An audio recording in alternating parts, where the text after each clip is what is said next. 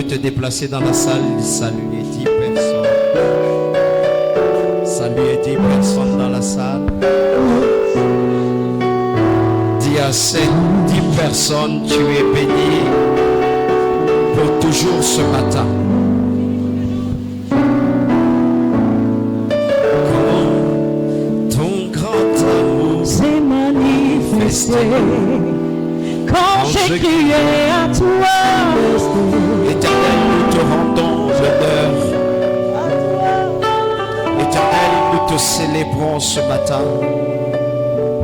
À toi l'honneur, à toi la gloire, à toi la majesté au milieu des hommes. Toi qui es le Dieu puissant, le rémunérateur de tous ceux qui te craignent. Je viens ce matin me prosterner et l'assemblée à laquelle tu m'as prédestiné, dont je suis le gérant, et toi, le leader par excellence, te célèbre ce matin. Que la grâce, la puissance, l'abondance te reviennent à toi. Tu es merveilleux, tu nous as donné la vie ce matin. Et nous venons te dire merci. Au-delà de tout ce que nous pouvons imaginer ou penser, tu es le Dieu grand, puissant et redoutable. Éternel des armées, tu es celui qui est Alpha. Tu sondes les profondeurs, les cœurs et les reins de tout un chacun. Il n'y a pas de Dieu comme toi. Voilà pourquoi nous te célébrons ce matin. Nous venons dire tu es grand dans nos vies.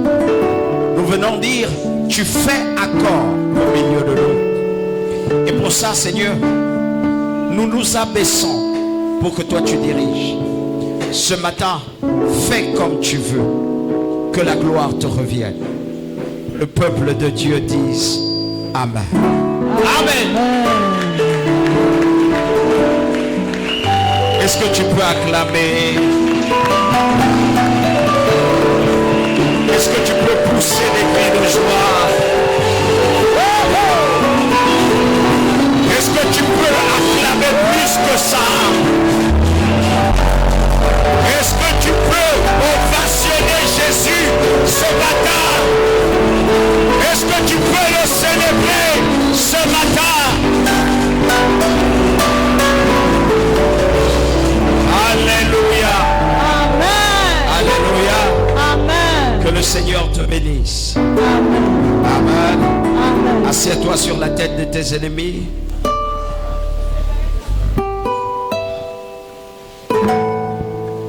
Les jours ne se ressemblent pas. Chaque jour, nous découvrons une autre facette du Seigneur. Est-ce que quelqu'un est avec moi et quelqu'un est d'accord avec moi? Amen. Si on faisait la même chose dans la présence de Dieu, ce ne serait plus Dieu qui nous dirige.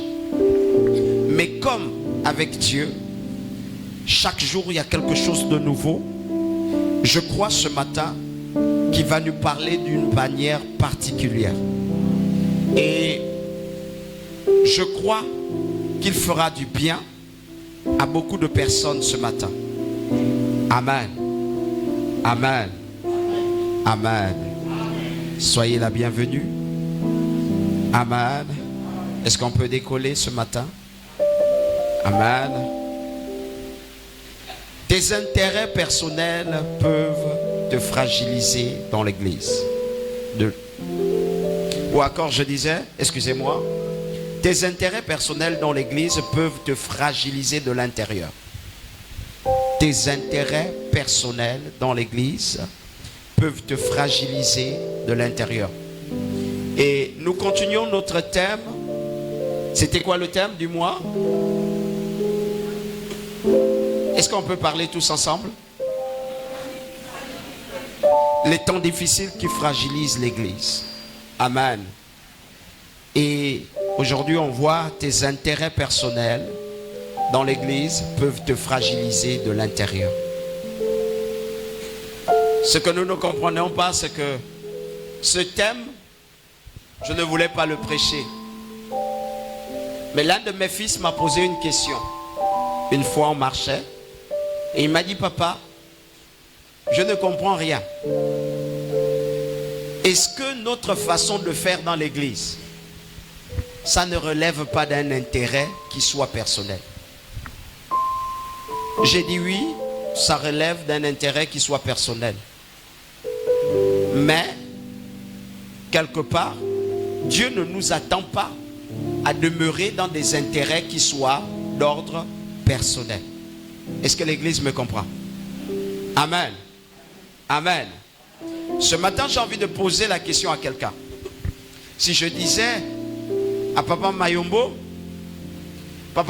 pourquoi tu viens à l'église?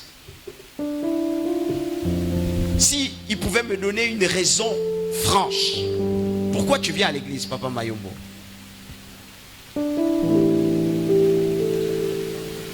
Pour être, ça c'est sa raison. Et si je posais la question, Pasteur Roméo, pourquoi tu viens à l'église? Ah, il était bloqué en terminale. C'était la raison qui l'a amené à l'église. S'il te plaît, pose la question à ton frère à côté de toi. Pourquoi tu viens à l'église? Et puis tu peux lui répondre. Réponds-lui. Pourquoi tu es venu à l'église? Et les raisons, c'est quoi? Amen. Les uns vont dire, je suis venu à l'église parce que je cherchais un enfant. N'est-ce pas? D'autres vont dire, je suis venu à l'église parce que les sorciers me... N'est-ce pas?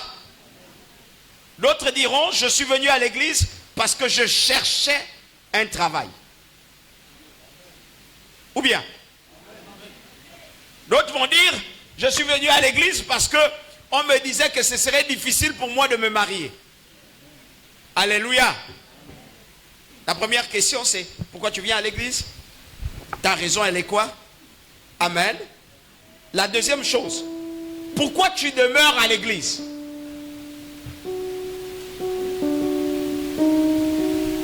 Et cette question, c'est la question la plus compliquée de notre vie chrétienne. Tu es venu à l'église parce que tu cherchais un travail. Maintenant, pourquoi tu demeures à l'église? Est-ce que tu demeures toujours à l'église pour chercher le même travail? Amen. Cette question est très compliquée. La troisième chose, pourquoi tu sers Dieu à l'église? Ce sont des questions très importantes dans la vie d'un chrétien. Et le plus souvent, dans l'amalgame de ces trois questions, pourquoi tu viens à l'église? Pourquoi tu demeures à l'église? Et pourquoi tu sers Dieu à l'église? Les réponses données sont toujours d'ordre personnel. D'autres vont dire, je sers Dieu parce qu'on m'avait dit qu'en servant Dieu, je vais avoir le travail que je cherche. N'est-ce pas? N'est-ce pas? Si je sers Dieu, c'est parce qu'on m'avait dit qu'en servant Dieu, je vais avoir la santé que je cherche.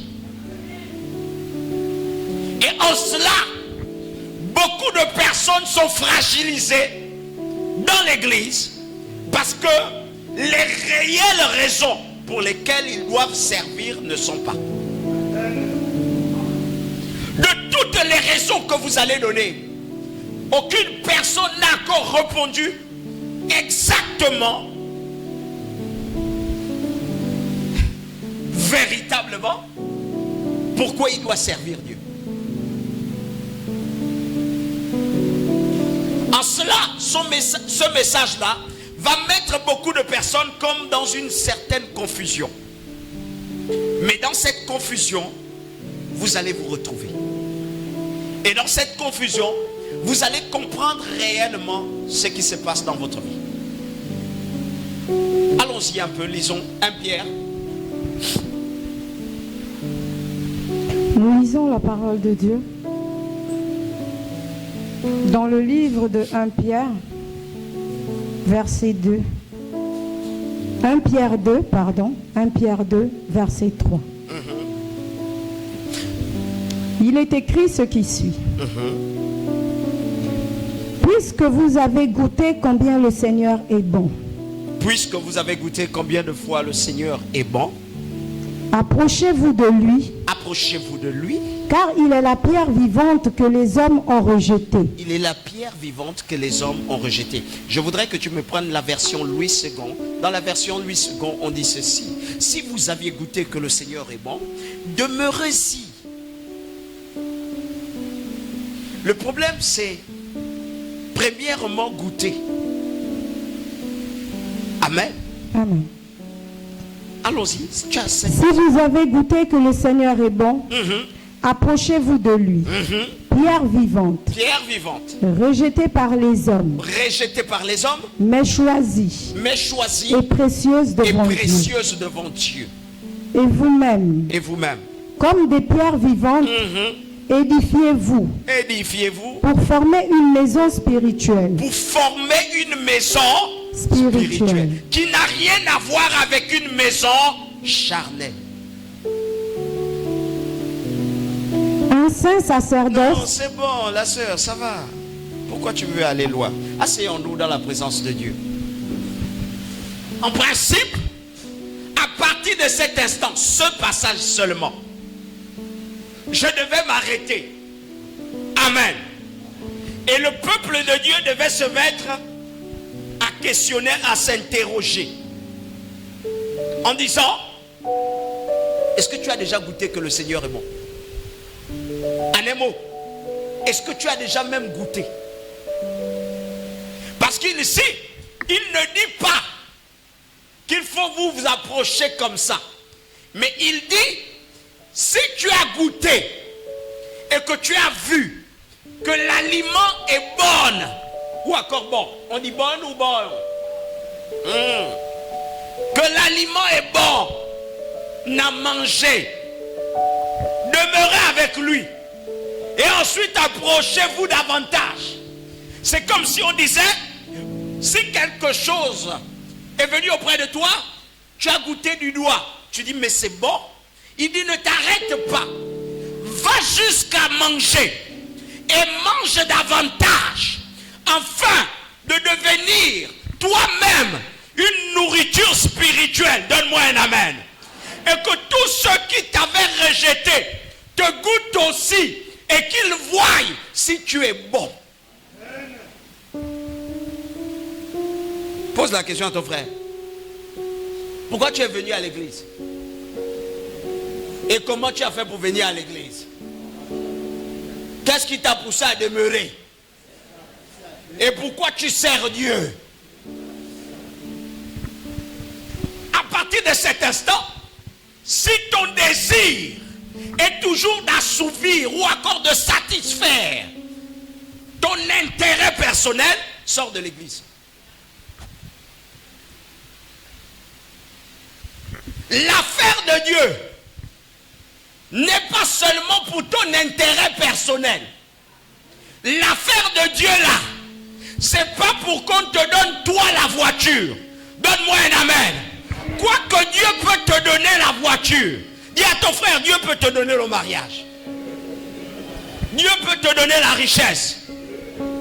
Mais ce n'est pas à cause de la richesse que tu vas demeurer à l'église.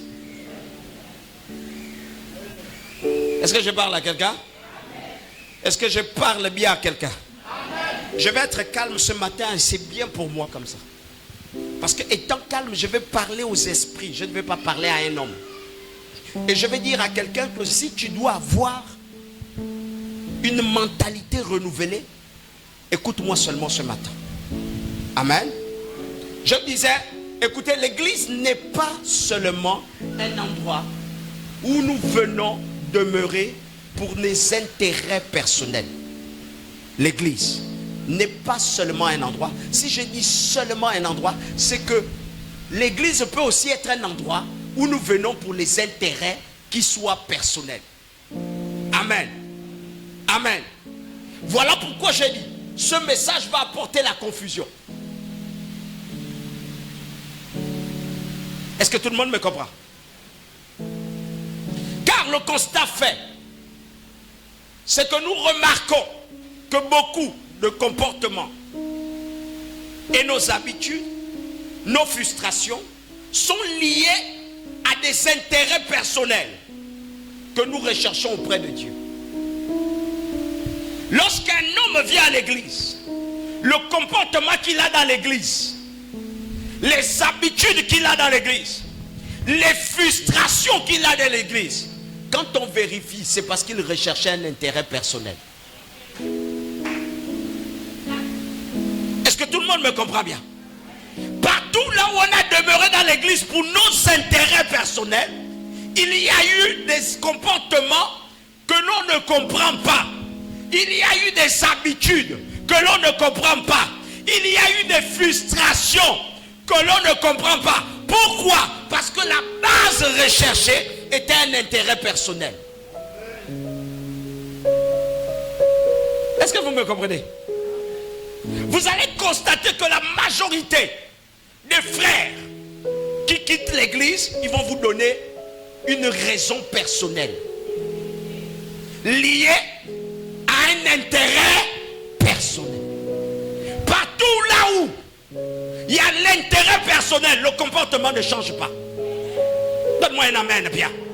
Partout là où il y a un intérêt personnel, la conversion ne se fait pas comme Dieu veut.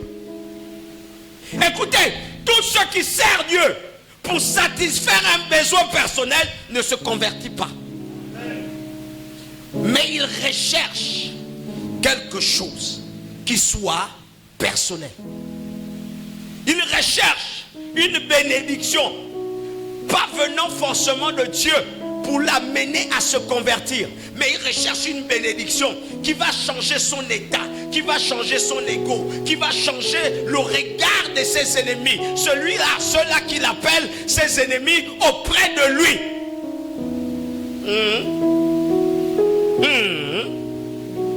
Si une sœur s'est mariée avant elle vient à l'église pour chercher le mariage, afin que cette sœur voie qu'elle elle aussi s'est mariée. De quel cas elle ne se convertit jamais? Je suis venu à l'église pour chercher le travail. Si tu demeures en cherchant le travail, tu ne vas jamais te convertir. Et puis regardez, même quand on lui donnera le travail, il ne va jamais se convertir. Parce que son intérêt était lié à la personnalité. Voilà pourquoi dans l'église, on a les comportements des escrocs. Voilà pourquoi dans l'église, on a le comportement des impudiques. Voilà pourquoi dans l'église, on a le comportement des trompeurs. Voilà pourquoi dans l'église, on a le comportement des congosseurs. Donne-moi un amen bien. Voilà pourquoi dans l'église, on a le comportement des destructeurs. Donne-moi un amen bien.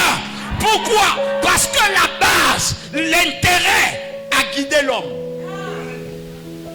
Et l'intérêt a maintenu l'homme. Tu ne me donnes pas un amen parce que je viens de te toucher. Tu ne me donnes pas un amen parce que tu viens de comprendre que finalement, tu es à l'église pour chercher un mariage. Tu viens de me dire, de comprendre que tu es à l'église pour chercher une femme. Donne-moi un amen bien.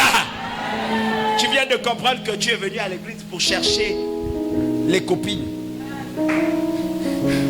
Non, on ne demeure pas dans une église parce que tu vois une soeur avec le pantalon. On ne demeure pas dans une église parce que tu vois un frère avec beaucoup d'argent. Ou parce que le pasteur te donne de l'argent. Ou parce que le pasteur te fait asseoir chez lui. Parce que le pasteur te donne et te fait du bien. On ne demeure pas à l'église pour cela. Ah, tu ne me donnes pas un amen parce que tu viens de te retrouver. Amen. Alléluia. Amen. Je vous ai dit que vous allez être un peu dans la confusion. Mais c'est détruire pour mieux arranger. Alléluia. C'est détruire la forteresse qui est dans ta tête pour mieux bâtir l'édifice de Christ.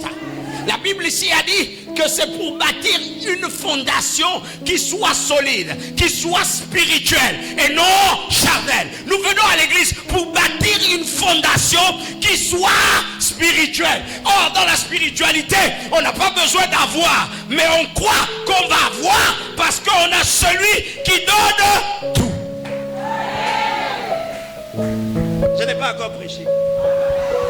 Je vais commencer.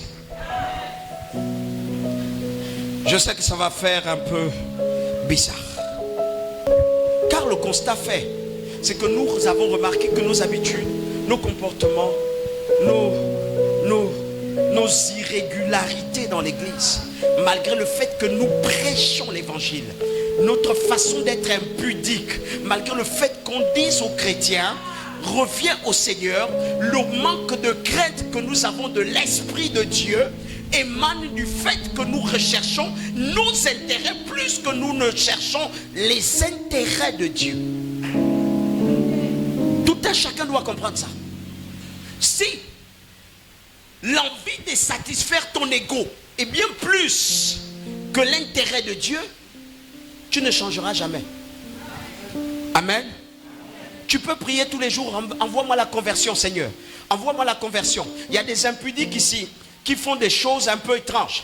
Il y a des gens, la journée, le dimanche, le samedi, il est dans un endroit caché.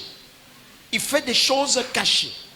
Et le dimanche, il n'a pas peur de tenir le micro ou encore de se tenir à son poste et de vanter les mérites du Seigneur.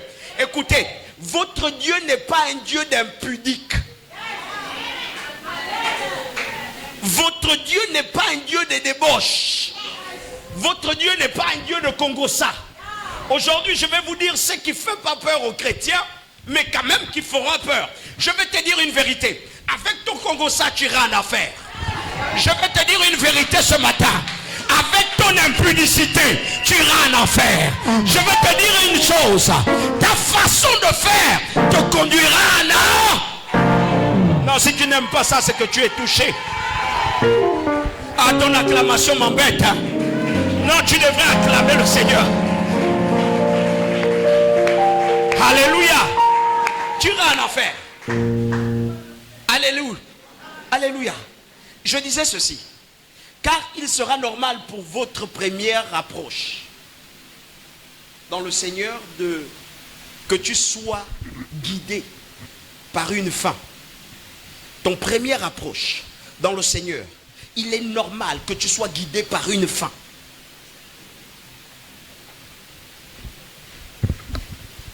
La Bible dit, ce n'est pas vous qui m'avez, mais c'est moi qui vous ai choisi.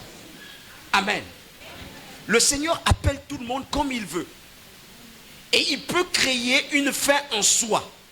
Donne-moi un amen bien. C'est normal que tu viennes au Seigneur guidé par une fin. Mais la fin ne doit pas être la même fin que tout le monde. Amen. Amen. Voilà pourquoi le frère Carlington, dans son élan, guidé par sa fin, va devoir venir au Seigneur parce que il y a quelque chose dans sa vie. Amen. On peut dire que le frère Carlington viendra au Seigneur parce qu'il y a quoi? Le chômage. Mais tu vois pas que c'est prophétique là? Hein? Tu me parles de... On va lui verser l'huile celui-là. Tu n'es pas prophétique toi? Alléluia. Tu demeures dans une église prophétique et puis tu ne vois pas, tu ne lis pas les signes prophétiques. Il ne chôme plus, il travaille. Alléluia. Il travaille. Et si tu ne veux pas encourager son travail, c'est ton problème. Si tu ne vois pas qu'il travaille, mais lui-même il voit qu'il travaille. Alléluia. Merci. Alléluia. Merci. Mon fils, travaille où tu veux. Fais ce que tu veux. Amen. La société qui ne te réculte pas est obligée de te réculter. Alléluia. Tu vas travailler. Amen. Ça, c'est plus un problème. Amen. Amen. Donne-moi le meilleur des amens. Amen. Quand tu viens en chemise Labacoste, lui vient en chemise, en veste. Il fallait même mettre la veste, tu mettais une société, même comilog qui veut. Alléluia. Si tu veux, tu mets comilog. Si tu veux, tu mets la société que tu veux. Et puis c'est toi-même, tu imprimes. Tu mets derrière l'éthique de ta société. Et puis tu poses ton action. On n'est pas à l'église. On n'est pas à l'église pour être naturel et normal. Alléluia. On ne prie pas un Dieu normal. Est-ce que je parle à quelqu'un? On ne prie pas un Dieu comme vous pensez que c'est la logique. Ça doit être logique. On prie un Dieu bizarre. Qui fait ces choses comme il veut. Amen. Donc en un mot, on a dit que c'est une folie pour les sages de ce monde-là. De croire en lui, c'est une folie. Parce qu'il va te demander de marcher en tremblant. Pendant que les autres vont marcher normalement, toi tu vas trembler. Il te demande de prophétiser. Pendant que les autres n'ont rien à dire sur leur vie. Mais toi tu dois dire quelque chose. Il te demande de courir. Et il te dit pendant que tu cours, ce sont tes affaires qui courent. C'est ta vie qui court. C'est ton lendemain qui court. Donne-moi le meilleur de sa belle. Et c'est ton partage. C'est pas un Dieu qui nous demande qu'il faut t'habiller. Par moment, il te dira déchire ton habit. Et quand tu déchires ton habit, c'est ton ennemi qui tombe. Comment vous voulez être naturel? Comment vous voulez être normal? Dans la présence de Dieu, on n'est pas normal. Mon fils, sois fou. Amen. Lève-toi le matin, mets ta combinaison. Les gens te demandent tu vas où? Tu dis au travail. Yes. Je ne connais d'où je vais, mais je sais une chose. Je vais avec Dieu. Amen. Et la Bible dit, si Dieu est pour nous, Qui sera contre nous?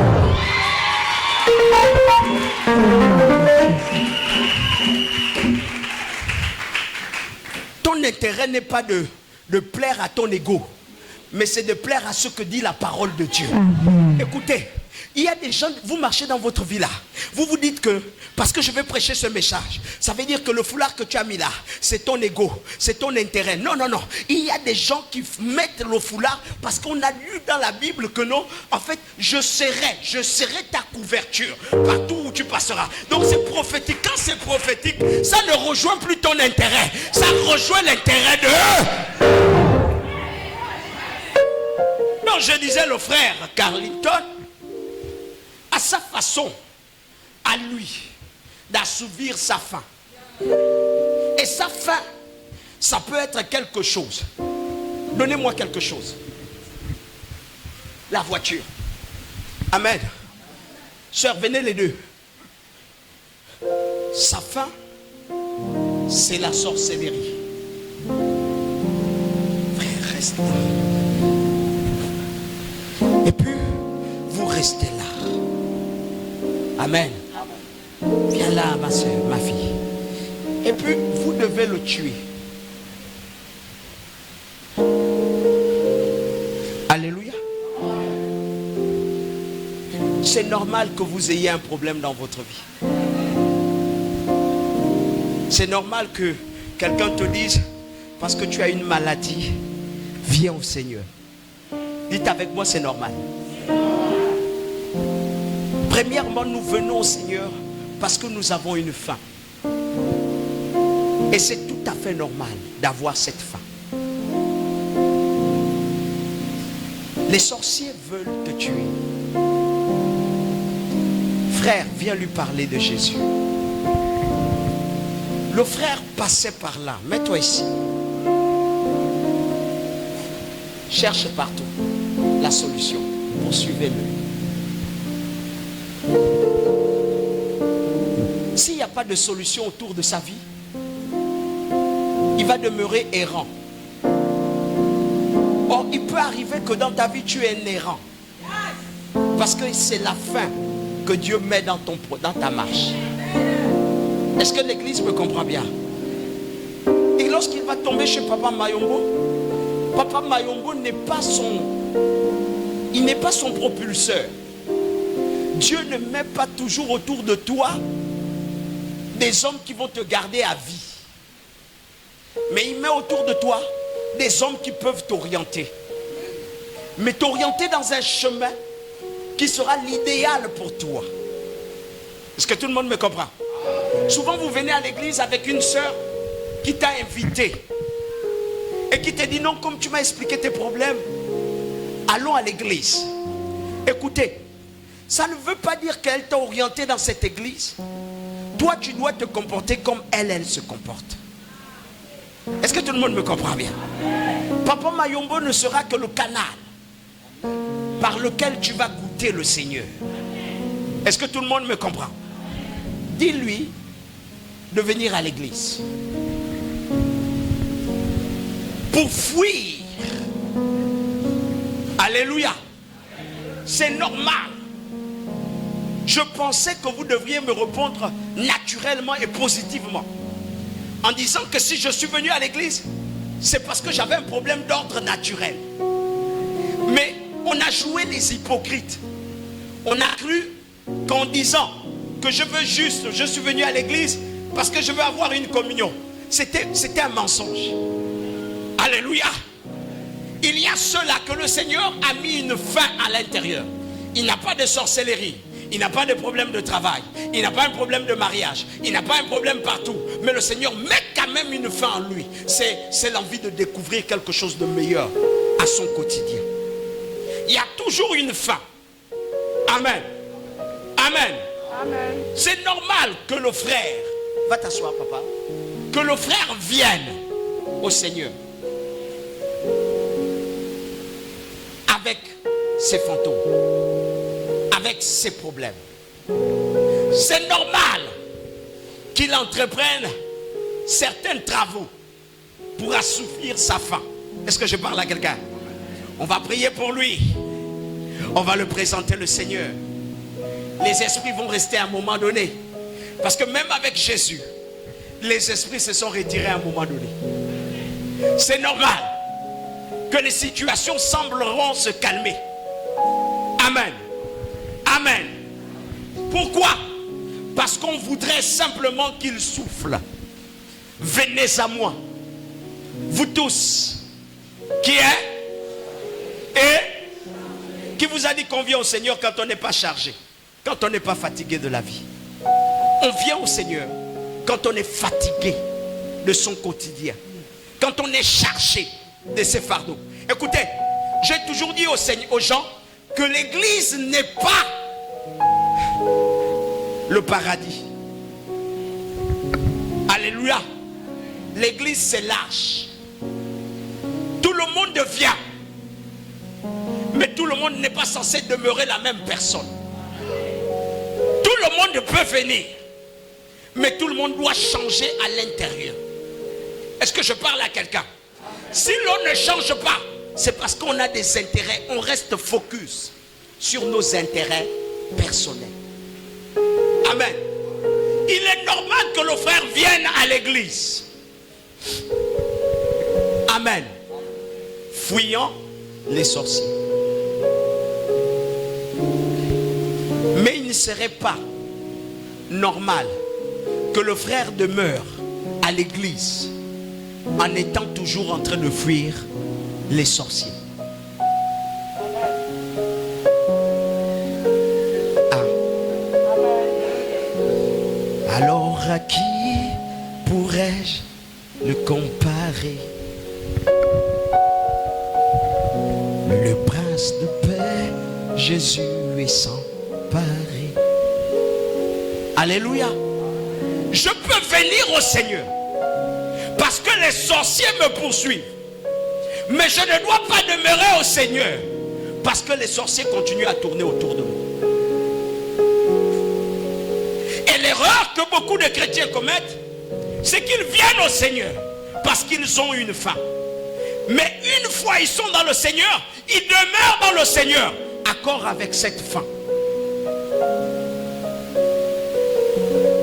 Et pendant qu'ils sont, même là, ils demeurent, ils servent le Seigneur avec cette faim. S'il vous plaît, quel est ton intérêt personnel? Si le frère est venu dans le Seigneur à cause des deux filles là. Il demeure dans le Seigneur à cause des deux filles là. Il sert le Seigneur à cause des deux filles là. Quel est le centre de l'intérêt du frère? Hein? En cela, beaucoup de chrétiens, fuyant les sorciers, fuyant le chômage, fuyant le mariage, ont donné de l'intérêt au chômage, ont donné de l'intérêt au mariage, ont donné de l'intérêt à la sorcellerie. Et c'est tout à fait normal que la sorcellerie continue à dominer sur eux. C'est tout à fait normal que la sorcellerie puisse être le centre des intérêts pour lesquels ils sont à l'église. Voilà pourquoi ils ne reçoivent rien de Dieu, parce que leur centre d'intérêt est lié aux œuvres charnelles et non aux œuvres spirituelles. Donne-moi un amen, Pierre. Amen. Tu acclames, mais tu n'as pas compris.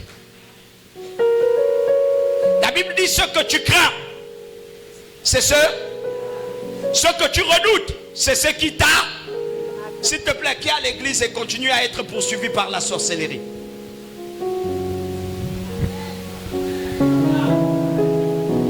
Alors qui pourrais-je? S'il vous plaît, qui est à l'église et continue à chômer?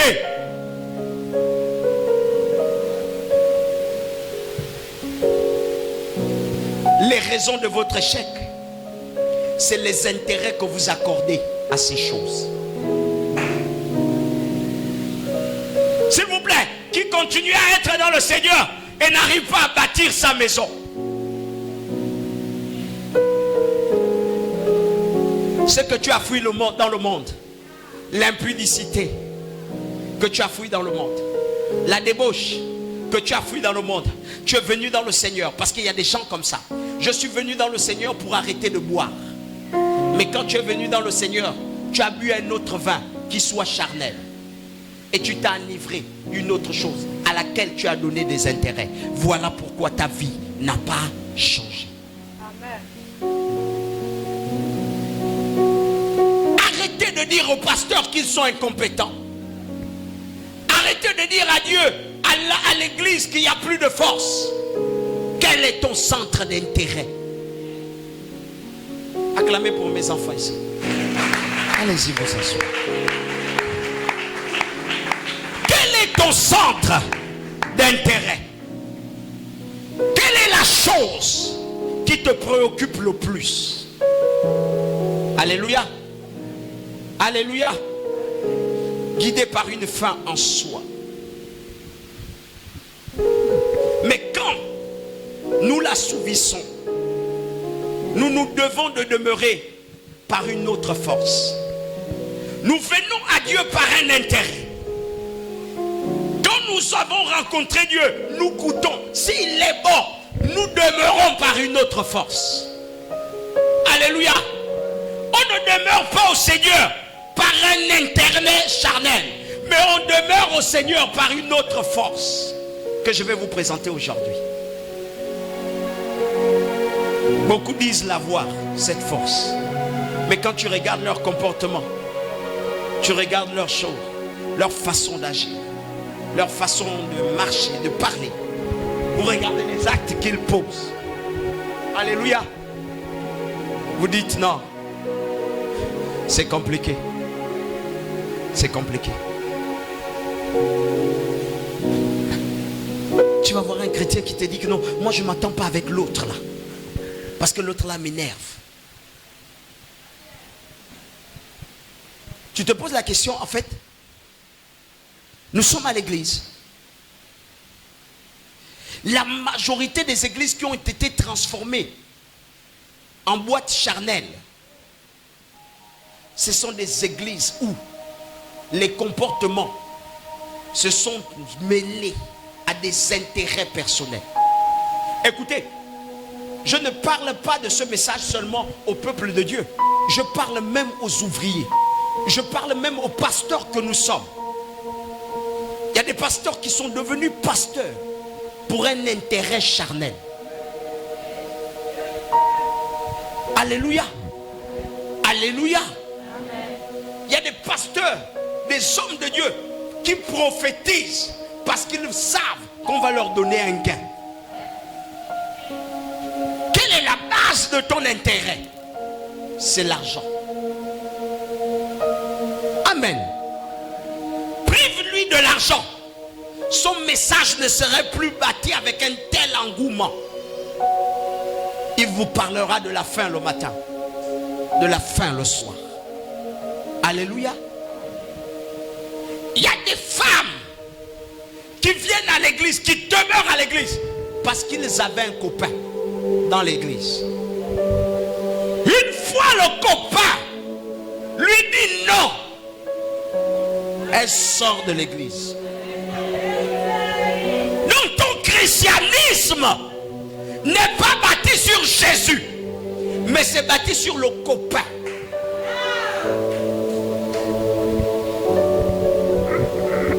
Tu te bats avec monsieur à la maison, tu jures que tu te fâches.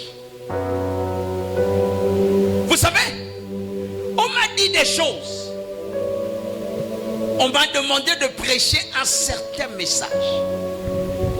Et quand j'ai regardé le message, je ris.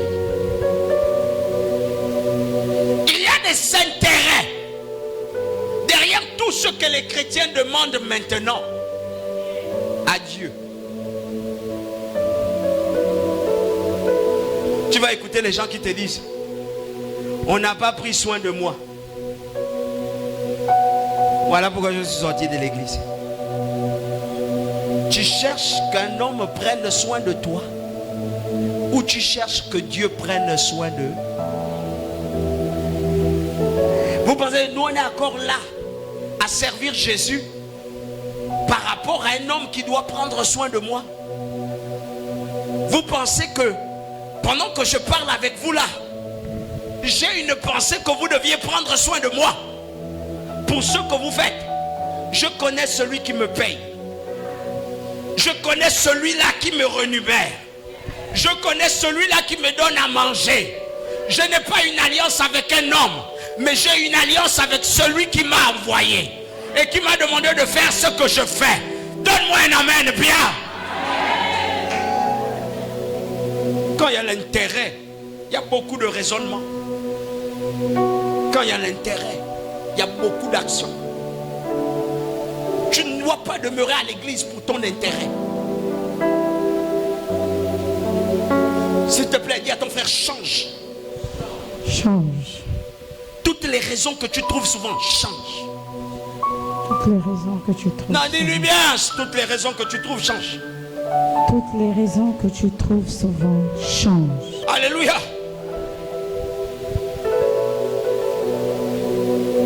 Maman Sandy m'a regardé comme ça et puis m'a fait: chut. Je suis allé chez le pasteur, maman Olivia, elle m'a fait: chut.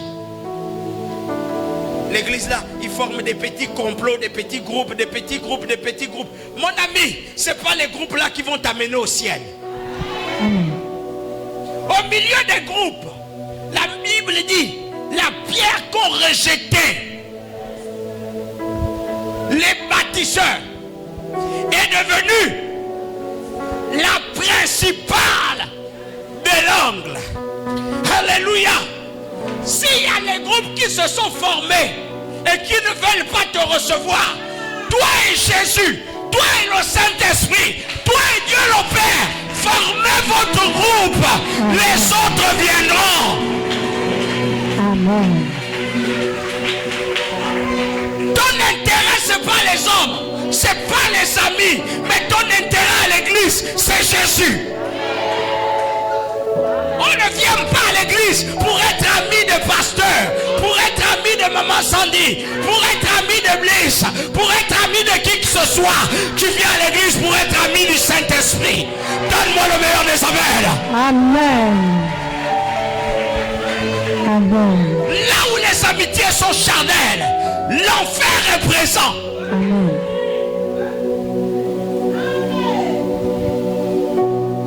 Là où les dires sont charnels, la mort est derrière. Amen. On a dit la mort est dans le pot. Mais qui a mis la mort dans le pot? On vient dire au prophète: prophète, la mort est dans le pot. Le prophète les regarde et il dit: qui a mis la mort dans le pot? La mort est dans l'église. Mais qui a mis la mort dans l'église? Ce sont les chrétiens qui ont suivi leurs intérêts.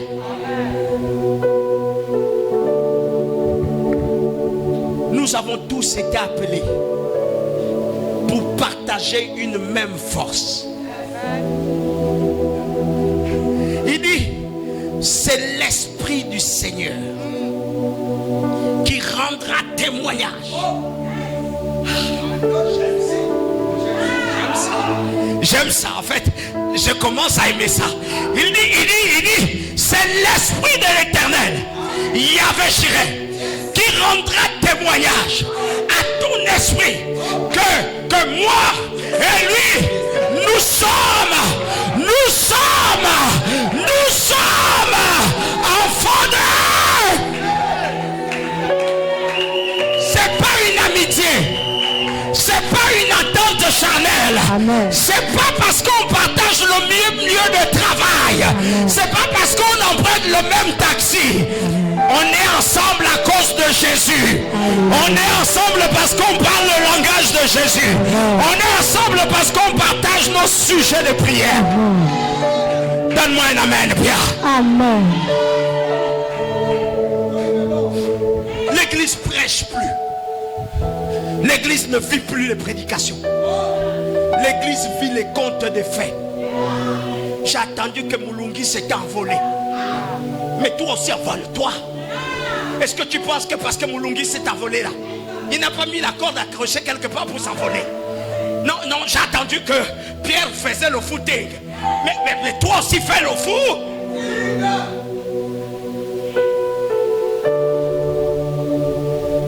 Dis, j'enlève mon intérêt. Et ceux qui ont leur intérêt deviennent égoïstes. Dans les églises, les plus gros égoïstes, c'est ceux qui suivent le Seigneur par intérêt personnel. Amen. Amen. Amen. Amen.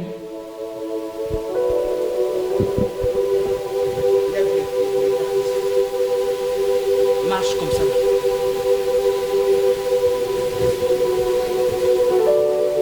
Mon petit, mets-moi une mélodie un peu spirituellement spirituelle. Parce qu'à partir d'aujourd'hui, là, même, les mélodies spirituelles, bien, après ça fait un fond sonore. Nous avant on était, je suis sur le roc est plus grand que moi. Jéhovah me cache sous le roc. Dites à mes ennemis que je...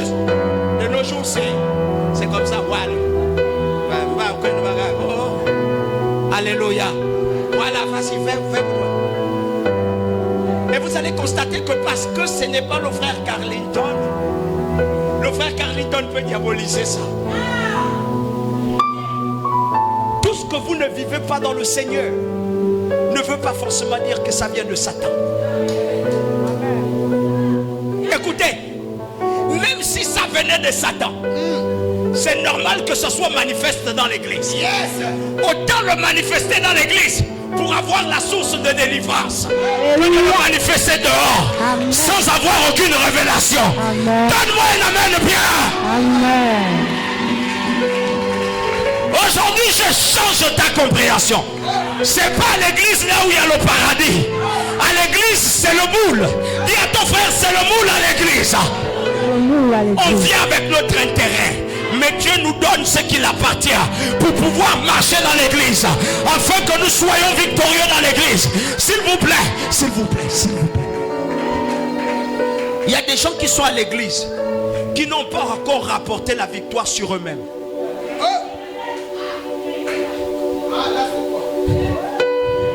Il y a des gens qui viennent à l'église qui n'ont pas encore gagné sur eux-mêmes.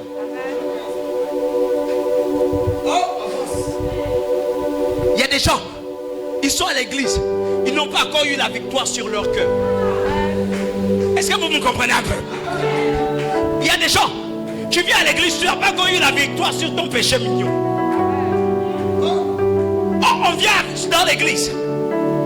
Premièrement, pour chercher la force de Dieu, afin d'avoir la victoire. Premièrement, pas sur l'autre.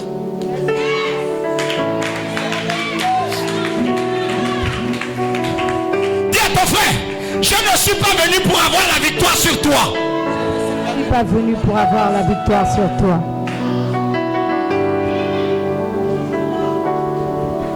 Est-ce que tout le monde me comprend un peu? Écoutez, si Papa Tony se prive, c'est pas pour avoir la victoire sur toi. Si je mange le riz blanc, c'est pas pour avoir la victoire sur toi. Si je dors là, à Colomboum vivant, c'est pas pour avoir la victoire sur toi, mais c'est pour avoir la victoire sur moi-même. La première personne concernée, c'est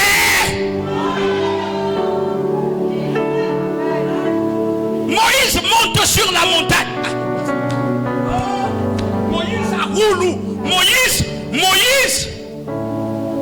Bon, disons-le bien. On peut le dire. On peut le dire. Ça va énerver beaucoup de théologiens. Ce que je vais vous dire là, ça va énerver les personnes. Roulou Moïse, c'est un bouddhiste qui lui montre que ton Dieu,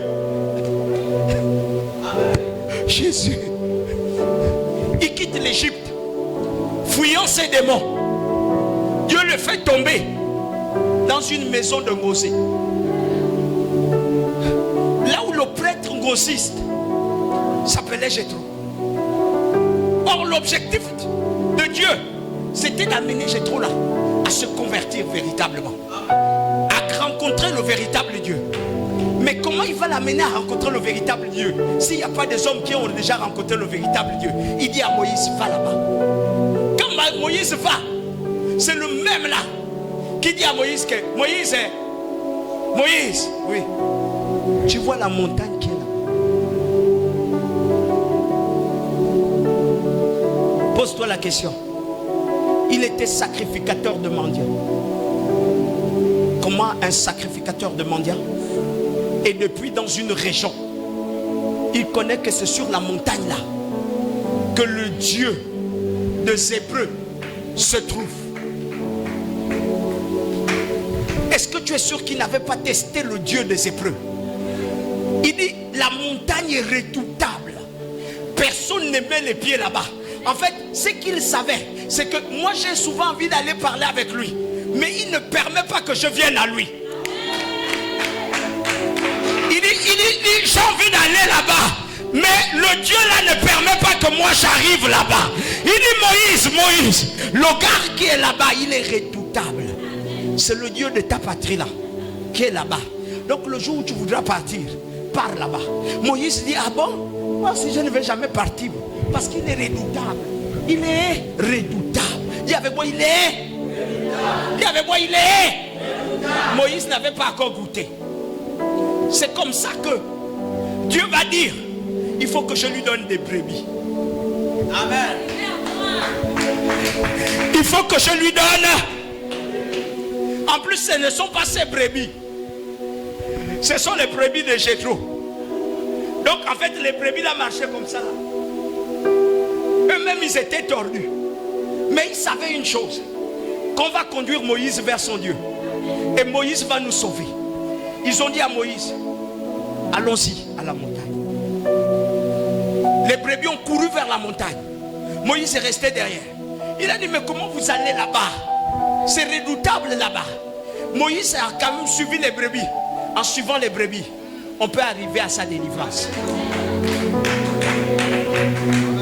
En suivant un exercice du Seigneur, on peut arriver à ça. Voilà pourquoi je suis en train de vous dire que le message là sera un peu confus.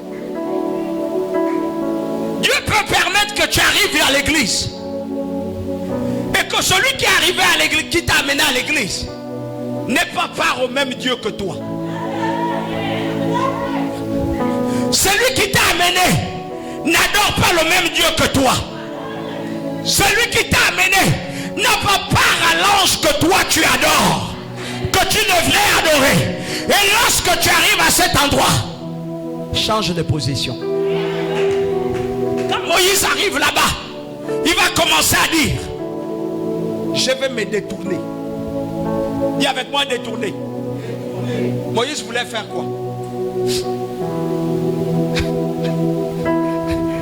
Il dit, je vais me détourner pour aller voir ce qui brûle le buisson là de l'intérieur. Et puis le buisson ne se consume pas. Dieu a vu le zèle. Quand nous venons au Seigneur, nous avons un zèle. Mais lorsque nous voyons le buisson brûler, nous devons être capables de dire, enlevons nos chaussures. Afin que nous nous approchons, enlevons nos chaussures. Il y a des conversions qui se feront parce que tu as rencontré le Seigneur de manière particulière. S'il te plaît, quand Dieu t'a déjà parlé, ne continue pas à garder ton zèle amer.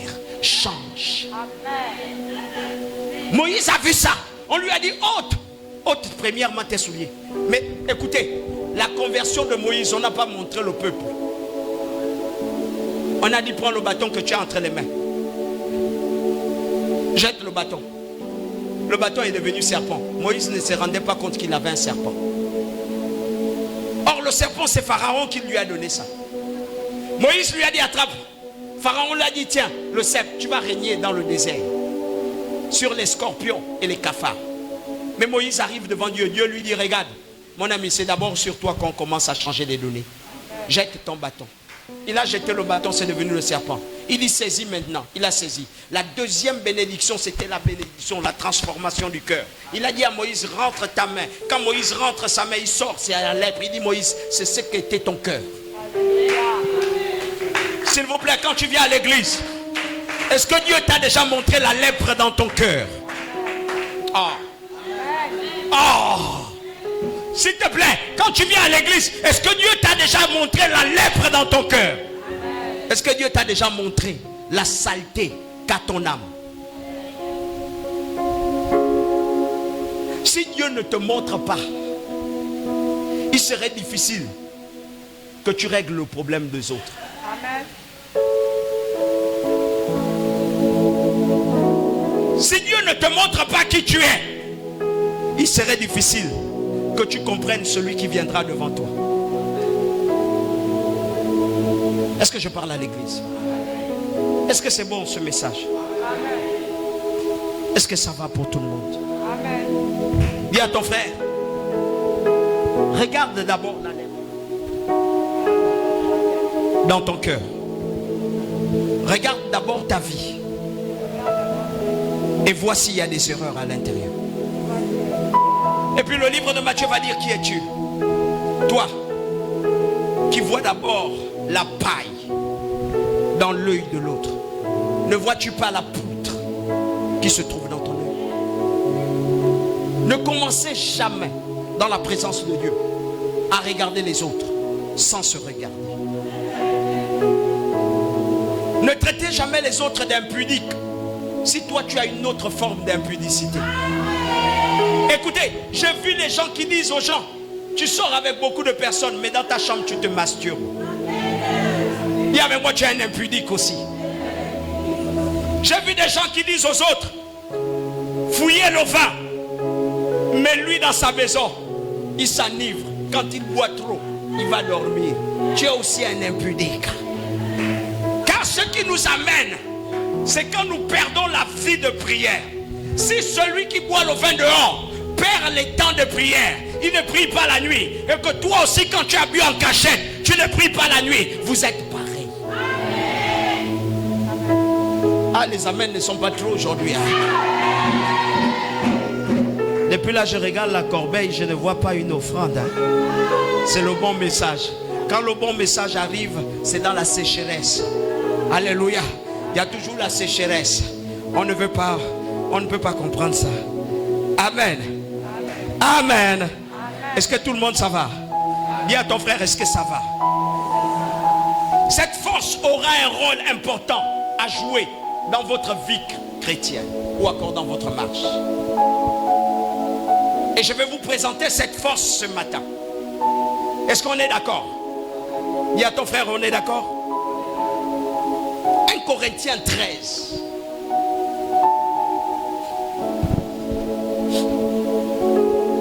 Corinthiens 13, à partir du premier verset. Yeah. En effet, En effet, si je parlais les langues des hommes, si je parlais des langues des hommes, et même celles des anges, il dit même celles des anges, mais sans avoir l'amour, ah.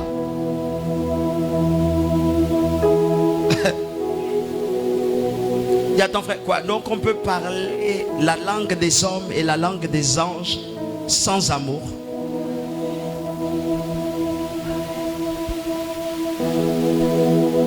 Donc on peut venir tout droit à l'église et puis on n'a pas l'amour dans son cœur. Donc on peut dire que Jésus m'a parlé et puis tu n'as pas l'amour. Qu'est-ce qui détruit les églises aujourd'hui? Ce sont les complots des haineux, ceux qui n'ont pas d'amour.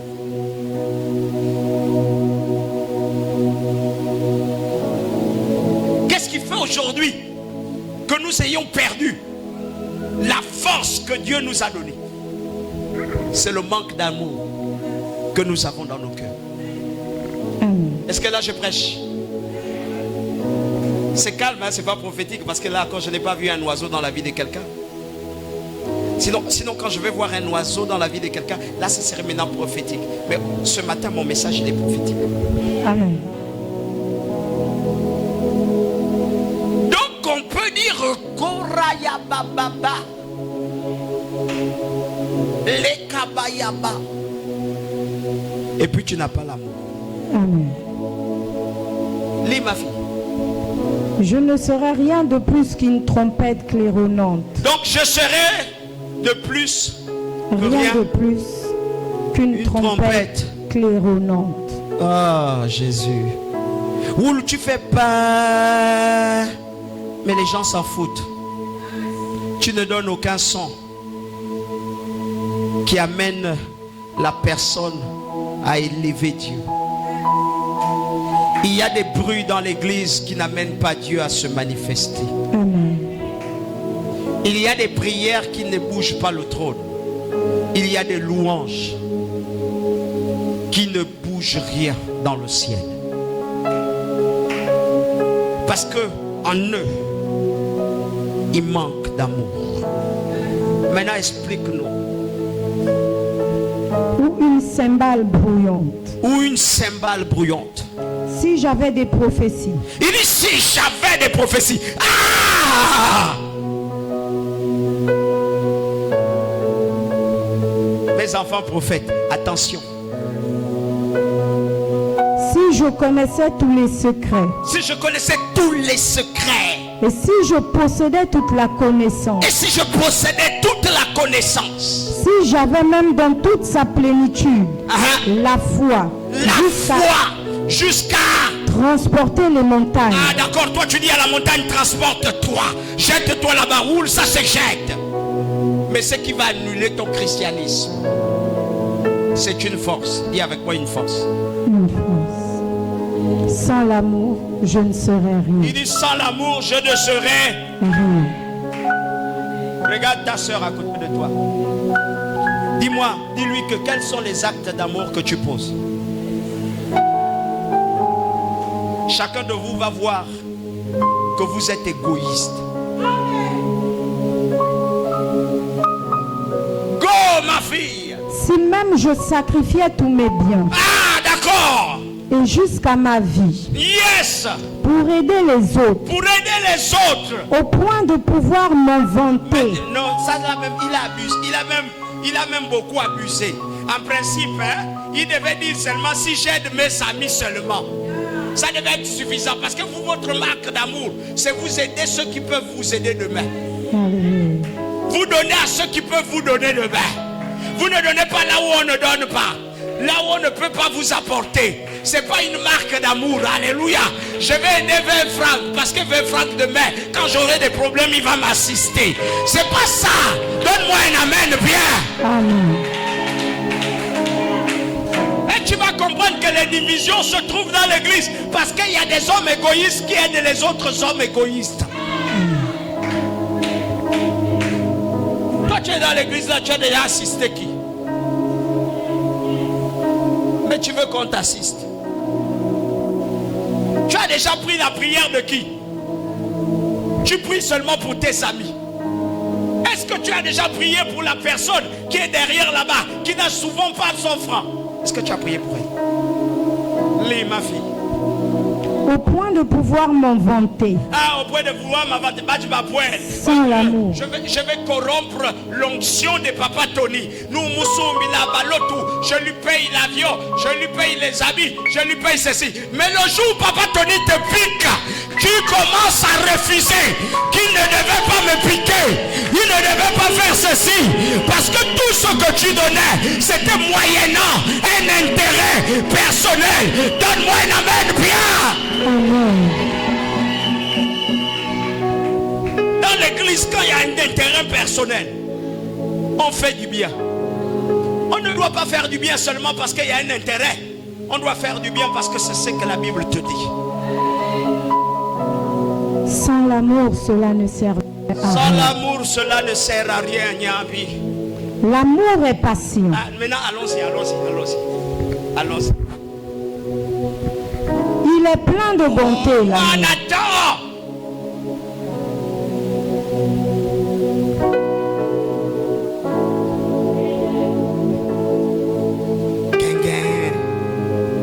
Est-ce que tu es patiente?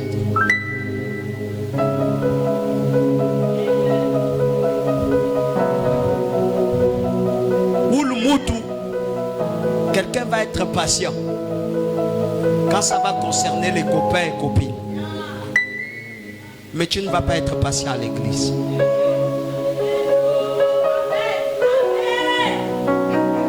Est-ce que tu es patient? Ou le moutou, tu supportes ton père à la maison qui même te tue. N'est-ce pas? Ta maman qui te tue, tu supportes. Tu viens à l'église, là où tu obtiens tout.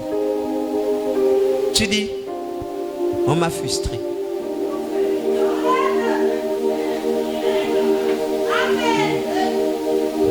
L'amour est patiente. La question reste posée. Les enfants, est-ce que vous êtes patient? Quand il y a un intérêt personnel, on n'est pas patient. Et même les prédicateurs ont trouvé ça. On bannit la patience dans l'église. Quand tu es dans une église où tu ne vois pas le changement dans ta vie, sors de cette église. Dis avec moi, c'est une erreur. Est-ce qu'on est obligé de voir le changement là? Spirituellement, on peut grandir. Amen. Abraham a attendu combien de siècles? Combien d'années avant de voir Isaac? Est-ce qu'Abraham a dit je tourne le dos à Dieu? Partout là où il y a le manque de patience, l'offrande ne vient plus. Partout là où il y a le manque de patience, le service n'est plus comme il faut. Alléluia. Partout là où il y a le manque de patience, tous les jours on sert avec la colère et les contraintes. Prophète, on reconnaît que tu es prophète par la manière de servir, même dans l'adversité. Ne change jamais ta prophétie. Parce qu'aujourd'hui tu souffres. Avant Dieu était bon. À vision du bâtisseur. Parce que tu souffres, Dieu n'est plus bon. Le manque de patience. C'est pas ce qu'on voit avec les chrétiens. Il n'y a pas qu'à vision du bâtisseur. Partout c'est comme ça. Je suis parti à la ville vivante. Et là-bas je vous dis qu'on ne suit même pas les gens. Qui t'a dit que ton intérêt c'est de te suivre tous les jours? On te rend mature. Et une fois on t'a rendu mature, on prend soin des autres. Amen. Si vous avez goûté que le Seigneur est bon, demeurez. L'autre a dit quoi? Il dit venez aux eaux, buvez, afin que vous-même aussi vous soyez une source d'eau vive qui ne tarira jamais. Et les autres aussi viendront boire en toi. Ta patience te forge dans la lignée des grands. Tous ceux qui sont patients dans le Seigneur deviennent grands. Amen. Est-ce que tu es patiente? Combien de destinées du Seigneur ont été changées parce qu'ils n'ont pas d'amour? On rencontre le Seigneur par un intérêt. On le sert par amour.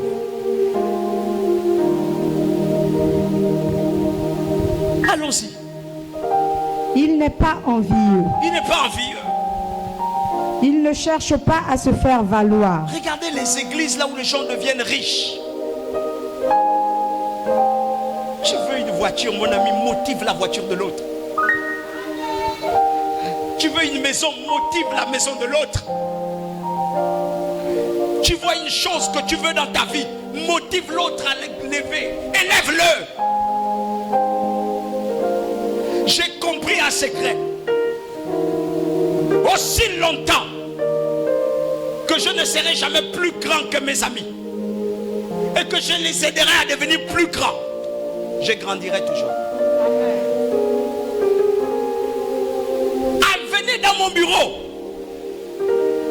Tous mes amis pasteurs, hommes de Dieu, parfois tu m'écoutes, je les appelle révérends. Non, l'onction qui est sur toi me dépasse. Non, je m'incline devant toi sans hypocrisie. Je m'incline devant toi. Il y a des gens que j'appelle aînés sans me gêner. C'est un dévancier. Mais je sais qu'un jour on m'appellera grand. Parce que j'élève les autres. Mon ami, quand une église ne lève jamais les autres, pense tout le temps à rabaisser les autres, vous n'allez jamais grandir.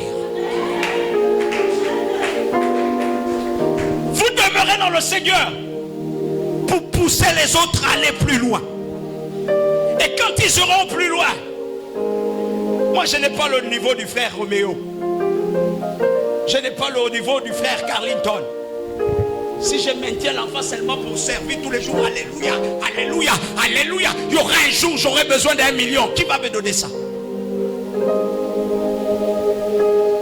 Si je pousse mon fils, alléluia, même si je ne tiens pas de l'argent, mais j'obtiens dans ce milieu, là où il se trouve, j'ai le nom d'un grand. Quand je veux faire des choses, je n'ai plus besoin d'aller quelque part, j'appelle. Et je dis, j'arrive. Dans le rayon de la santé, je n'ai plus besoin d'aller dire à qui que ce soit, j'appelle. Et je dis, je ne me sens pas bien. Et depuis ma maison, on vient me sculpter. Parce que j'ai poussé quelqu'un à aller plus loin. Je pousse mes enfants à aller plus loin. Lorsque ma fille est venue, je lui ai dit, repars. Parce que j'ai besoin des gens là-bas. Repars. Demain si elle partait. Demain si elle sort. D'abord c'est pas si elle partait. Elle va sortir. Je vais me poser comme étant le magistrat que je suis. Je vais m'imposer comme étant le docteur que je suis, l'avocat que je suis, l'ingénieur que je suis. Parce que ce qu'est devenu mes enfants, c'est moi qui le suis. Les sœurs en Christ, ne cherchez pas l'argent, les frères qui vous donnent l'argent dans l'église. Les frères, ne cherchez pas les gens qui vous donnent 1000 francs. Ne cherchez pas l'approbation de 1000 francs. Mais priez pour eux, afin qu'ils deviennent plus forts. Car s'ils sont forts, ils peuvent vous trouver le travail. Donne-moi un amen bien. Amen. Vos amitiés charnelles sont résumées à ce que vous voyez. Mais quand c'est spirituel, c'est quelqu'un qui dit, mais en fait, Jules si. Oui, mais moi j'étais en train de travailler. On m'allait souvent avec la soeur Jules si. Mais en fait, oui, dis-moi un peu. Maman si, oui. Mais Jules si là, elle a quel niveau? Oh, elle a un niveau bac plus 2 ou plus 1. Ah d'accord, oui. Bon, mais ici, c'est quoi le niveau? Bac plus. Ah, bac plus 3. Ah, moi j'ai ma petite, nous tous on fait ça ici. Nous tous on fait ça. S'il vous plaît, ma petite doit travailler. Amen. Julcie donne le dossier. Alléluia. Quand Julcie vient là-bas, elle étale ses compétences chrétiennes. Amen. Elle devient meilleure. Elle aussi, elle peut à son tour dire à un frère, frère, viens. Je Amen. connais où je t'amène. Voici une église forte. C'est pas ce que vous êtes en train de faire qui établit la force dans l'église. Donne-moi un amen bien. Lis ma fille. Il ne s'enfle pas d'orgueil. Ah, Nyambi, c'est l'église là où moi je vois que les gens s'enflent d'orgueil avec le péché. D'éteindre le péché, vous s'enflent d'orgueil. Ou bah là. Ah, c'est la vantardise. Dites avec moi la vantardise du serpent. La vantardise du Pour le serpent. serpent, on lui coupe la tête. On l'a coupé la tête, il dit que moi je ne meurs pas. Heureusement que moi je ne suis pas mort. Non, c'est la vantardise du serpent. Alléluia. Et dit face à cette vantardise-là, Dieu ne se glorifie pas. Comment j'enlève ça? Vous savez que je vais enlever ça. Vous savez. Vous-même, vous savez. Même l'église sait. La soeur tourne la caméra là-bas. Même tous ils savent. Alléluia. Amen. La vantardise du serpent. Vous savez que non. Ce que vous faites, ce n'est pas bon. Mais à l'intérieur, vous vous dites toujours c'est bon. Amen. Quand ce n'est pas bon, ce n'est pas bon. Alléluia. Quand ce n'est pas bon, dis à ton frère, ce n'est pas bon. Amen. Amen. Quand tu n'as rien à te prouver, tu fais ce que Dieu attend. Est-ce que tout le monde me comprend? Amen. Alléluia. Alléluia. Amen. Alléluia. Alléluia. Alléluia. Voilà. On peut continuer. Go. Il ne fait rien d'inconvenant. Ah, il ne fait rien d'inconvénient. Il ne cherche pas son propre intérêt. Il ne s'aigrit pas contre les autres. Écoutez, notez ceci.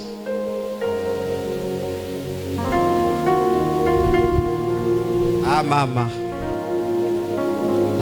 Après, on va dire le pasteur là ne mérite pas l'offrande. Frère, tu as vu, non? Tout le monde assis. Et lui, il se tient seulement debout.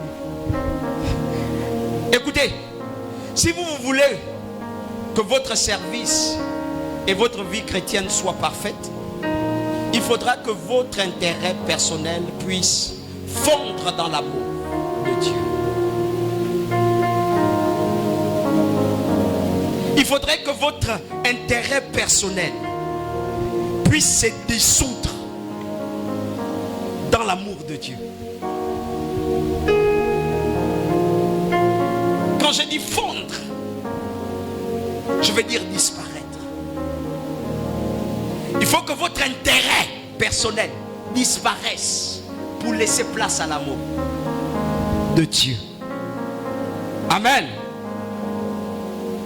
Afin d'enfanter l'humilité qui te conduira dans sa volonté parfaite. Écoutez, les hommes sont humbles parce qu'ils ont fondu devant le Seigneur et devant l'amour de Dieu.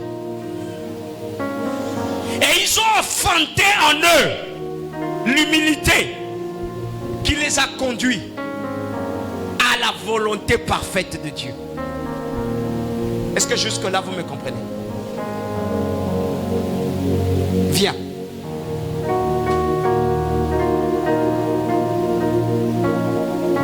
Dis avec moi, je suis venu parce que je veux le mariage. Dis-moi ce que tu veux. Ah, dis-moi ce que tu veux. Tu veux le mariage? Amen. Lui, il est venu parce qu'il veut le mariage. Il faut que son intérêt personnel disparaisse dans l'amour que Dieu lui présente. Est-ce que tout le monde me comprend? Il vient auprès de moi avec un intérêt personnel. Il faut que mon amour puisse lui montrer quelque chose de nouveau avant le mariage. Amen. Laisse d'abord le mariage. Est-ce que tu connais? Tu as déjà donné une femme 10 000. Apprends à donner au frère Roméo. Fais du bien au frère Roméo. Prends ton téléphone, donne au frère Roméo.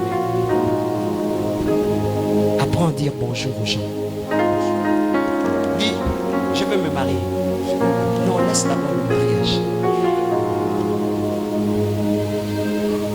ne dis jamais bonjour aux gens le matin. Est-ce que tu dis bonjour aux gens? Apprends à dire bonjour aux gens le matin. Voilà. Est-ce que tu as l'habitude d'aller visiter les autres? Va d'abord visiter. Il ne connaissait pas visiter les gens. Son intérêt personnel, c'était le mariage. Mais quand il a rencontré l'amour de Dieu, il s'est abaissé. Il a fondu. Ne sachant pas que pendant que son intérêt personnel fond, l'amour de Dieu prend le dessus. Et pendant que l'amour de Dieu prend le dessus, il apprend les règles de l'humilité. Aujourd'hui, le frère qui cherchait le mariage, en train de dire bonjour aux gens. Alléluia. Il dit bonjour aux gens. Le frère qui ne visitait pas les gens apprend à visiter les gens. Le frère qui ne donnait pas de l'argent apprend à donner de l'argent. Le frère qui n'était jamais, qui n'avait pas d'amis à l'église apprend à avoir des amis. Le frère qui n'arrivait pas à prier apprend à prier. Lorsque nous venons au Seigneur, nos intérêts doivent disparaître pour laisser les intérêts de Dieu grandir en nous. En cela, la Bible dit, fais de l'Éternel tes délices et il te donnera ce que... Alléluia. Nous devons comprendre que si l'Éternel est délicieux pour nous, il faut que nos intérêts fondent dans l'amour de Dieu. Nous devons rechercher l'intérêt d'un grand nombre, d'un plus grand nombre, selon la Bible. Le frère qui n'avait pas l'habitude d'aller à l'hôpital, lorsqu'on lui dit qu'il y a une sœur qui n'est pas de sa famille, qui n'est même pas sa femme, ni sa copine, est malade. Dès qu'on lui dit la sœur telle est malade, il va à l'hôpital la rendre visite. Sans arrière-pensée. Il cherche une femme, mais il oublie que tous ceux qu'il rend visite, ce sont des femmes. Pourquoi Dieu vous fait disparaître face à vos intérêts, face à son amour? Parce qu'il aimerait vous donner la chose la plus meilleure. Car il sait que dans sa volonté, toutes les personnes que tu visites, il y a une bonne personne qui saura te satisfaire. Donne-moi un amen bien. Et la Bible nous dit que ce sont les bénédictions de l'Éternel qui et ne se font suivre d'aucun. Si l'Éternel te donnait la femme que tu visais, la femme que tu visais ne t'aimait pas. L'Éternel choisit de te donner la femme qui correspond. Et pour cela, il fait passer Ève comme un défilé de mode devant toi. Va donner de l'eau. Ils étaient tous là. Va donner l'eau à la sœur Elvire. Tu donnes de l'eau à la sœur Elvire. Pendant que la sœur Elvire dit merci, ton esprit ne voit pas la femme, mais ton esprit voit Elvire. Et dans Elvire, il y a une hypocrisie. Elvire ne t'aime pas. Il te dit, va visiter maman Francine. Tu visites maman Francine. Lui-même, il regarde comment maman Francine te regarde. Maman Francine voit en toi un enfant. Ça ne correspond pas. Adam cherchait, selon lui-même, il cherchait. Et ensuite, Dieu lui dit, un jour, va donner le téléphone à Valène. Va chez Valène. Et pendant que tu vas chez Valène, automatiquement Dieu fait naître en toi les mécanismes, les yeux s'ouvrent et tu vois plus Valène comme étant une femme naturelle, mais tu la vois comme étant ta femme. Donne-moi un amen bien.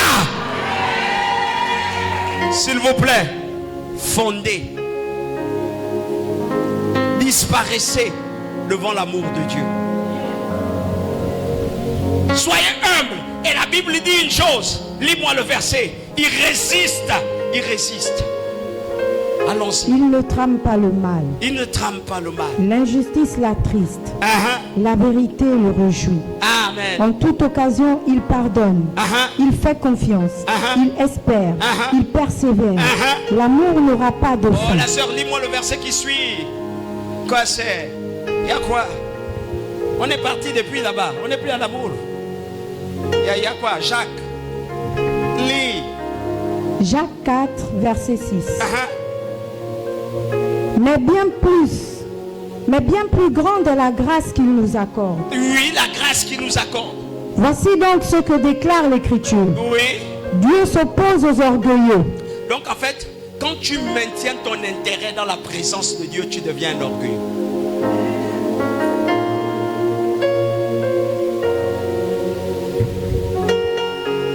Mais il accorde sa grâce aux hommes.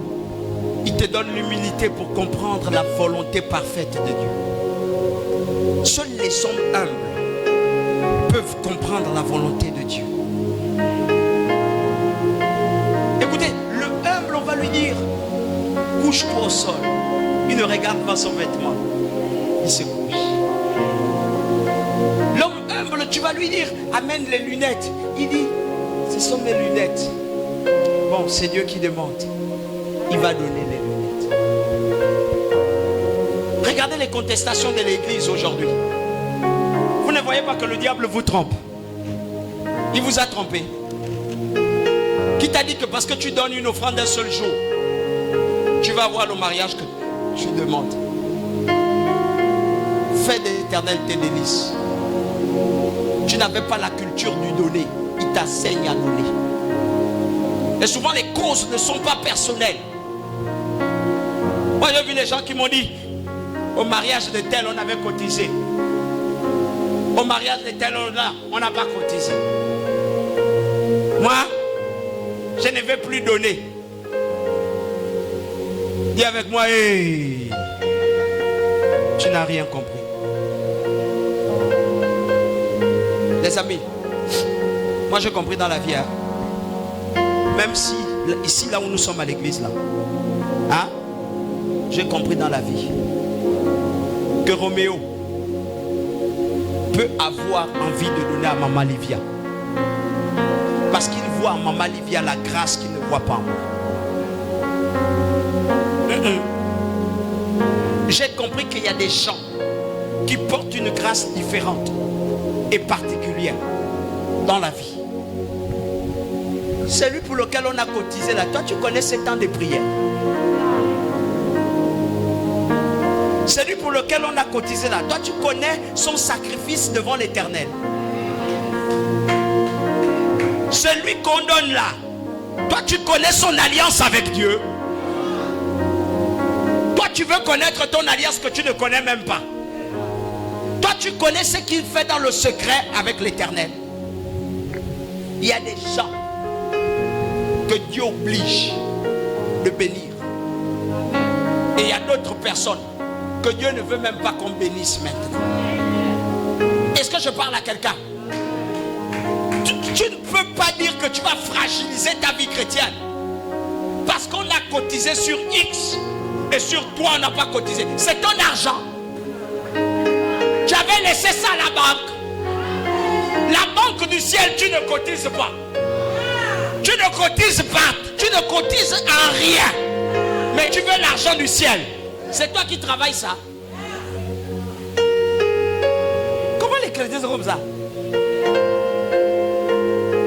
Mon mariage, les gens font la propagande. Les mêmes sorciers continuent à travailler sur moi. Alléluia. Ne cotisez pas pour son mariage, ça ne vient pas de Dieu. Ne donnez pas, ne donnez pas. Écoutez. Tu dis à quelqu'un ne donne pas, non? Tu lui dis ne donne pas, ça vient de Dieu. La personne derrière toi te dit oui, c'est vrai, ça ne vient pas de Dieu. Mais le lendemain, la personne m'appelle pour me dire que frère, oui, moi je sais que ça vient de Dieu. Parce que ce que toi tu avais fait pour moi là, moi je ne peux pas te laisser comme ça. Tiens l'argent, tiens bien. Moi on m'a dit que ça ne venait pas de Dieu, mais je vais cotiser. Toi tu connaissais l'alliance que moi j'avais.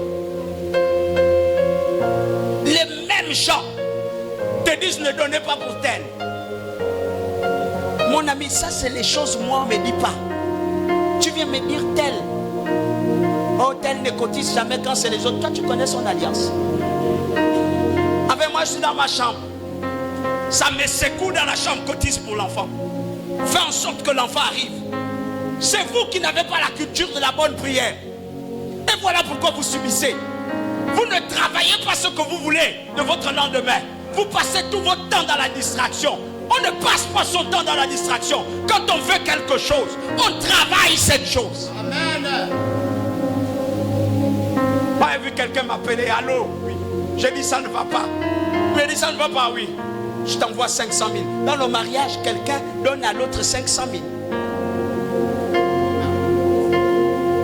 Quelqu'un donne à quelqu'un 500 000 comme ça.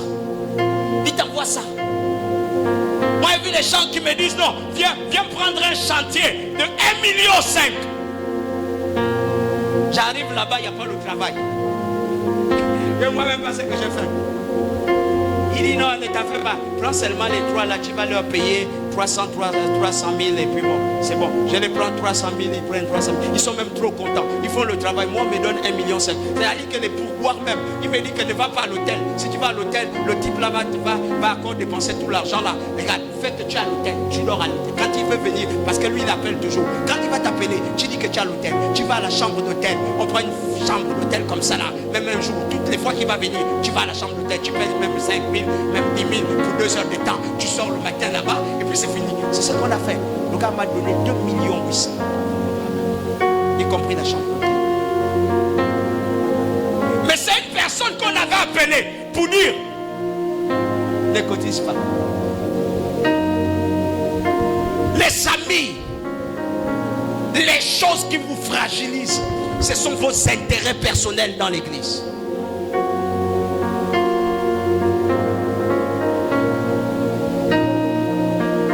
Dieu résiste aux orgueilleux. En un mot, si tu aimes les problèmes avec Dieu, commence à le résister. Commence à lui dire ce que tu as dit là, tu as mal fait. Corrigez Dieu. Non, c'était la sœur Julie. Sinon, la sœur Julie ne devait pas être vocaliste du groupe Chante. Ça devait être peut-être le frère Lénaïque. Parce que tu aimes Lénaïque. Ça ne devait pas être la sœur Elvire qui devait être la responsable. Sinon la sœur Elvire, elle ne chante pas bien. Et vous créez dans l'église une division dans les comités. Ça devait être la sœur Julie. Parce que tu as mis à la sœur Julie. Dis moi je sors de là. Tu arrives à l'intercession. Non, la sœur Bliss ne devait pas être là. La sœur Jacqueline Zarou ne devait pas être là où elle est. Parce que toi tu peux être là. Tu peux assumer ça. Un simple moustique te pique et tu en fais un problème. Donne-moi un amen bien. Vous connaissez les alliances de tout un chacun. Vous pensez que moi j'avais voulu que la sœur Jacqueline prie ici. J'ai des enfants qui sont là. Et je ne sais pas pourquoi eux-mêmes aussi ils sont en train de tomber, aller dans l'herbe. Ils sont ici. Ce sont eux qui ont reçu les révélations. Aujourd'hui ils n'ont plus les révélations là. Ils avaient les révélations dans leur esprit. Ils connaissaient ce qui se passe. Aujourd'hui ils n'ont plus ça. Non papa, si la sœur Jacqueline ne se soumet pas à ton onction, aujourd'hui je n'ai plus l'onction là.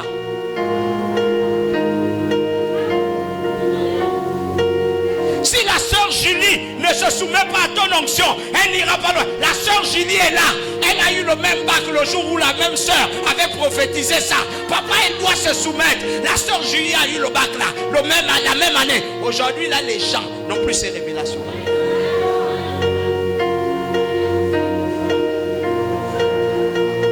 Alléluia. Ne suivons pas le diable.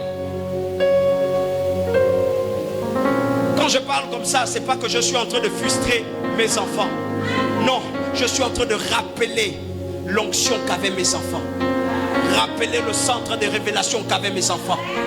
Rappeler ce que Dieu disait à mes enfants. Souvenez-vous. Souvenez-vous. Souvenez-vous. Ce qui maintient les chrétiens dans une position de chrétien, c'est quand on se souvient des premières révélations qu'on a eues de Dieu. Je suis chrétien aujourd'hui, pasteur, parce que je me souviens. Cette sœur-là me disait on n'avait rien. Un jour, papa, on va compter l'argent. Un jour, papa, on aura une offrande garde. Un jour, papa, on ira loin. Un jour, papa, C'est une prophétie que le diable aussi écoutait.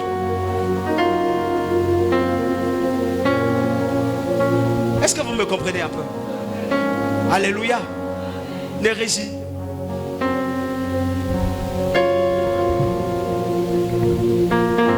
Qui connaît cette première chanson-là? Takula malembe zokokoma. On tapait les bouteilles. Takula malembe zokokoma. Nous tous, on était dedans. Après, quand ça dépasse comme ça, on tombe nous tous.